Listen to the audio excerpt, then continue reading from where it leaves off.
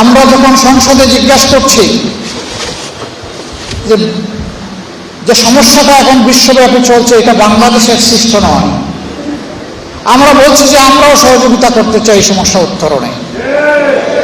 সরকার বলে কোনো সমস্যাই নেই। এমনভাবে বিবৃতি দেওয়া হয় সংসদের ভিতরে, মনে হয় যেন সমস্যা তো নাই, বরঞ্চ উদ্বৃত্ত তেলের উপর ভাসছে বাংলাদেশ। লজ্জা। আমরা জিজ্ঞেস করেছি, তাই যদি হয় তাহলে একজন গাড়ি চালক, একজন বাইক চালক কেন তাহলে পেট্রোল পাম্পের সামনে গিয়ে ঘন্টার পর ঘন্টা তাদেরকে অপেক্ষা করতে হয়? কিলোমিটারের পর কিলোমিটার কেন লাইনে থাকতে হয়? কেন তাদেরকে রোদে শুকাতে হয়? কেন তাদেরকে বৃষ্টিতে ভিজতে হয়?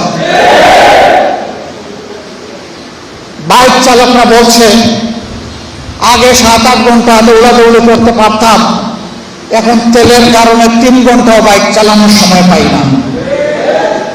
জনজীবনের সকল ক্ষেত্রে এই দুঃসহ যাতনা নেমে এসেছে। আর সরকার জাতিকে বলছে তেলের কোনো অভাব নেই।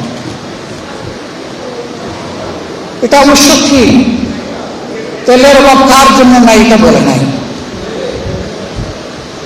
কারো কারো লোক ড্রাম ভর্তি করে নিজেদের ঘরে, বাঁশ জাড়ে, গোয়াল করে বিভিন্ন জায়গায় তারা তেল রেখে দিয়েছে। পাম্পে তেল পাওয়া যায় না, লেখা আছে তেল নাই, বন্ধ, কিন্তু ওখানে গেলে তেল পাওয়া যায়। 120 টাকা দামের তেল ওখানে গেলে 300 টাকায় পাওয়া যায়। এইভাবে জ্বালানির উপর পাওয়ার নির্ভরশীল। শুধু গাড়ির চাকা চলে না, শুধু ফ্যান ঘুরে না, শুধু বাতি জ্বলে না, এই জ্বালানিতে সমাজের চাকা চলে, মিল, ফ্যাক্টরি, ইন্ডাস্ট্রির চাকা চলে, পাবলিক ট্রান্সপোর্ট চলে। এটা লজ্জার ব্যাপার। সরকার কেন সবাইকে নিয়ে খোলা মনে বসছে না?